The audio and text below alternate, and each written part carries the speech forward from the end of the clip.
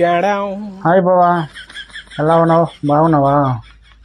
ఈ మధ్య phone phone చేస్తున్నావు. ఈ వీడియో నీకోసం తీద్దామని తీస్తున్నా.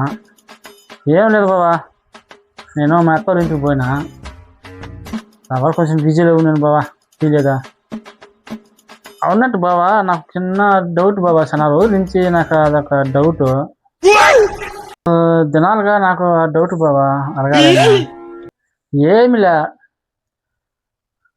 అత్తోళ్ళింటికి పోతాం అంటారు కానీ అక్కడ పోతే అత్తోళ్ళింటికి పోనిమంటారు, మామూలుంటికి పోనిమంటారు. ఎందుకని?